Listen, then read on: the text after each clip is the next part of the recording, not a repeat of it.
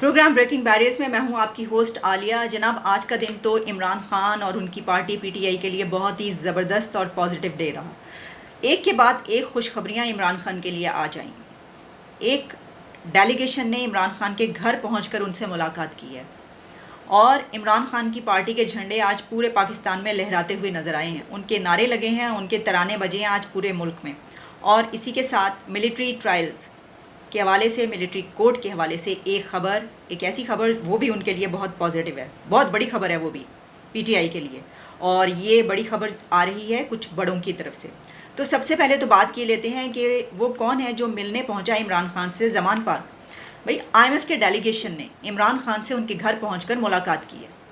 IMF का delegation ज़मान park पहुंचा और वहां पर ना सिर्फ ये कि इमरान खान से बल्कि उनकी टीम से भी मुज़ाकरात हुए हैं, डायलॉग हुआ है। तो ये खबर सुनते ही तो सबके कान खड़े हो गए कि ये क्या हो रहा है। इसका मतलब है कि इमरान खान इक़्तिदार में आ रहे हैं। आगे आईएमएफ का डेलीगेशन इमरान खान के पास जाकर मिला है।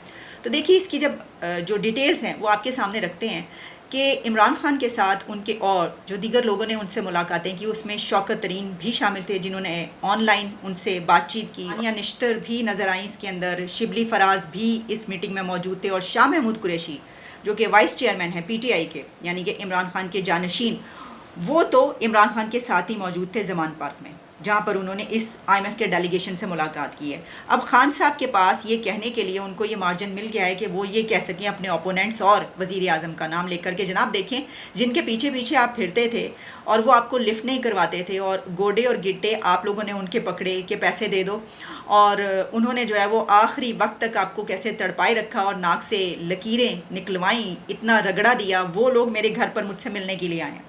अब इमरान खान ये बात इसलिए तो कह सकते हैं कि उनको जो माइनस करने की बातें हो रही हैं, जी मुझे माइनस कर दिया जाएगा, मेरे ऊपर पाबंदी लगाने की तैयारी हो रही है, मेरी पार्टी को जो है उन्होंने बिल्कुल वो कर दिया, बुलडोज कर दिया, इस सब की बिना पर वो ये कह सकते हैं कि देखिए वो लोग अब मुझसे मिलने आए हैं। अब होता ये है, देखिए, जो आईएमएफ है उसने अब वो बहुत अच्छे तरीके से उनको पता है कि आगे इलेक्शन है हमारे, और इलेक्शन के बाद इक़्तिदार में जो भी पार्टी आएगी उसके साथ आईएमएफ पहले से ये मेक श्योर करना चाहता है कि अगर आप इक़्तिदार में आते हैं तो क्या आप इसके बारे में क्या कहते हैं, जो मुआहिदा हो रहा है आप चलेंगे ना, क्योंकि हम ये आईएमएफ का प्लान आपके साथ करने लगे हैं।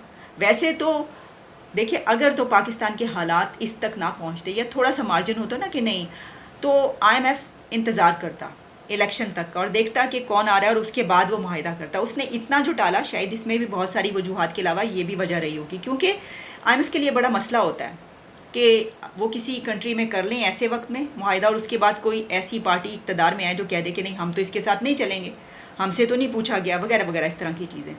तो बड़ी पॉलिटिकल पार्टीज़ जिनका कि ये है कि ये इक़्तिदार में आ सकते हैं, उनके साथ आईएमएफ की मुलाकातें हो रही हैं, होंगी, और उनके रूल्स एंड रेगुलेशंस में उनका एक प्रोसीजर है ये।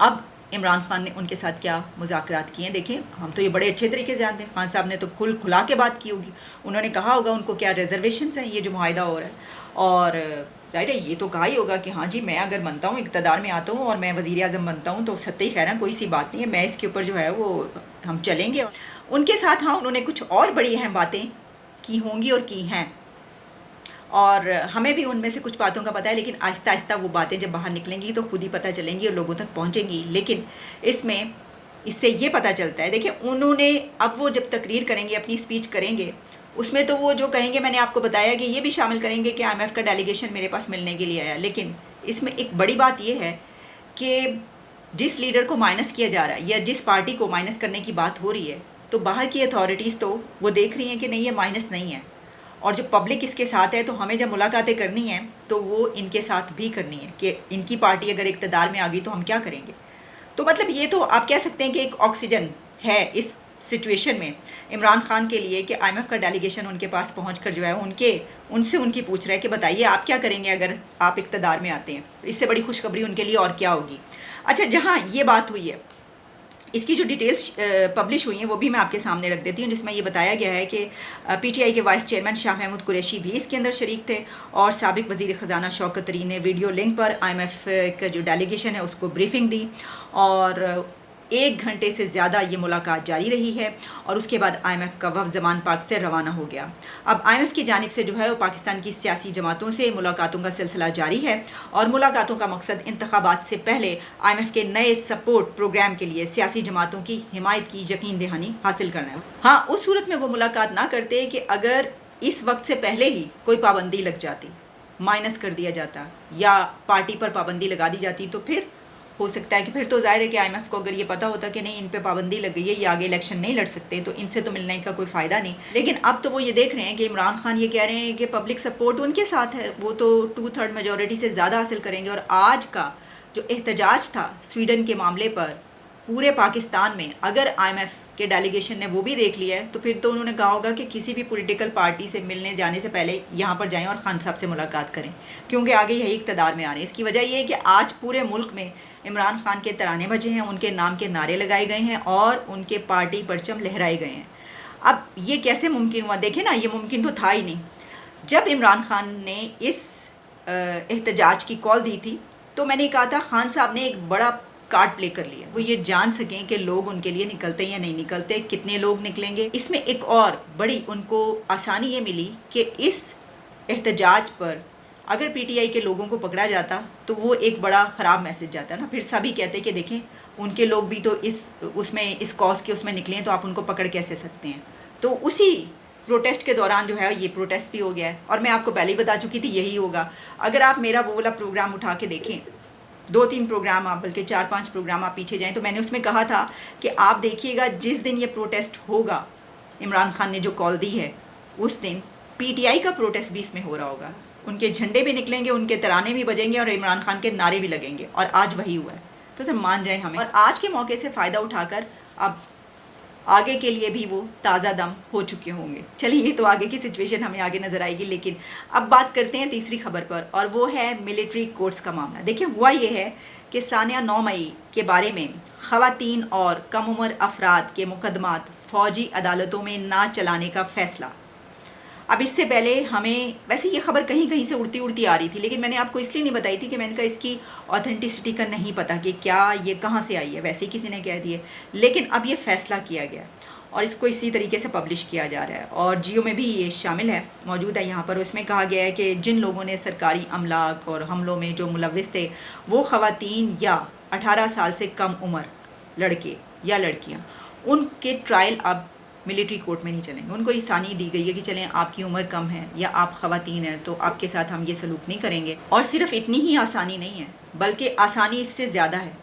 और ये फ़ैसला भी किया गया है कि जब फ़ौजी अदालतों में भी केस चल रहे होंगे, वो लोग जिनके फ़ौजी अदालतों में होंगे उनको भी वकील करने की इजाज़त होगी। तो जनाब, इस तरीके से ये कोई कुल मिला जुला के कुछ 3-4 खबरें ऐसी बड़ी आई हैं कि जो PTI के लिए एक बहुत अच्छा दिन आज का रहा है।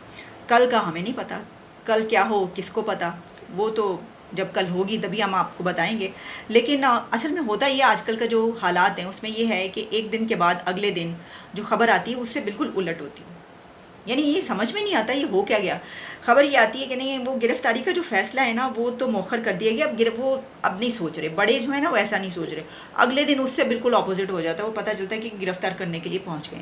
खबर ये आती है ये तो बस अगले 24 घंटों में गिरफ़्तारी तैयार है, गिरफ़्तार हो जाएंगे। और अगले दिन खबर ये आती है कि फ़ैसला ये किया गया है कि अभी नहीं, ईद के बाद ये किया जाएगा। यानी हमारा जो सियासत है ना वो इसी तरीके से चल रही है और कुछ दरहम बरहम सी सियासत चल रही है। कब दरहम हो जाए और कब बरहम हो जाए। दरहम हो जाए तो आपको पता है, दरहम अगर कुवैती दरहम हो जाए तो फिर तो क्या ही बात है। कुवैती दरहम यहाँ पे आ जाए तो वारे न्यारे हमारे हो जाएं।